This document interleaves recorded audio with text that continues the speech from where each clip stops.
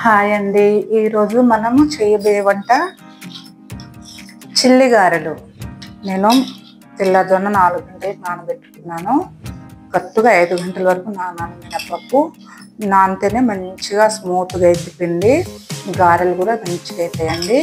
ఇది మనం ముందుగానే కడుక్కొని నానబెట్టుకున్నాం కదా, ఇది మిక్సీ పడదాము. ఇది మిక్సీలో వేసుకుందాము.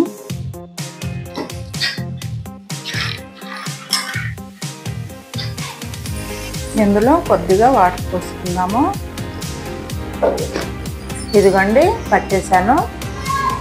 చూడండి ఇలా రావాలన్నమాట. మిక్సీ పడితే మనము వాటర్లో వేస్తే కనుక చూడండి, ఇది వాటర్ కదా, వాటర్లో వేస్తే పైకి తేలి రావాలన్నమాట. మీకు అనిపిస్తుందా? పైకి తేలింది.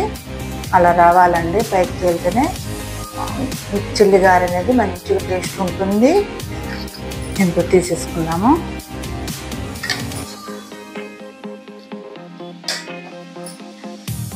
ఇందులో మనము చిల్లి గారెలకి మనం ఏమేమి వేసుకుంటున్నామంటే ఉల్లిగడ్డలు, అల్లం ముక్కలు, కొత్తిమీర తురుము, కరివేపాకు తురుము, పచ్చిమిర్చి, ఇవన్నీ ఇందులో వేసుకోవాలన్నమాట. సూపర్ ఉంటుందండి. సూపర్ టేస్ట్ ఉంటుంది.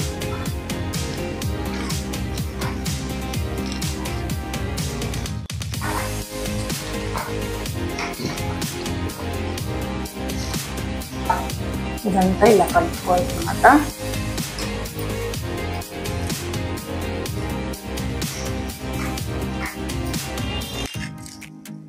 పక్కన పెట్టేసుకుందాము. స్టవ్ ఆన్ చేసి పెట్టుకుందాం. గిన్నె పెట్టుకుందాం. కళాయి పెట్టేసుకొని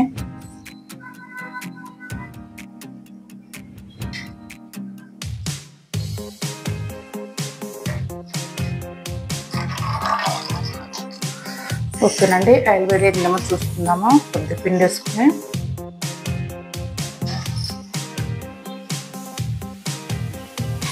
మనము గారెలు వేయగానే పైకి తేలి కావాలన్నమాట. ఇలా వేసుకోవాలి. మాడకుండా చూసుకోవాలి. ఇలా తిప్పుతూ ఉండాలన్నమాట. చిల్లి గారెలు సూపర్ టేస్ట్ ఉంటుందండి. వేగినాయి తీసేసుకోవాలి బయటికి. ఈజీ ప్రాసెస్ అండి. దీనికి టైం ఏమి ఎక్కువ పట్టదు. మనం చేసుకుంటే పిల్లలు కరివేపాకు తినరండి, అల్లం ముక్కలు తినరు. కాబట్టి మనం గారెల్లో వేస్తే అనమాట చక్కగా తినేస్తారు పిల్లలు. ఓకేనండి, అయిపోయాయి. స్టవ్ బంద్ చేద్దాము. ఓకేనండి, చూడండి ఏమేమిగా చిల్లి గారెలు రెడీ. చూసారండి, చిల్లి గారెలు, చిల్లీ చికెన్ రెడీ అండి. ఎంతో టేస్ట్గా ఉంటుంది. ఒకసారి కూడా మీరు ట్రై చేయండి. ఓకేనండి, బాయ్.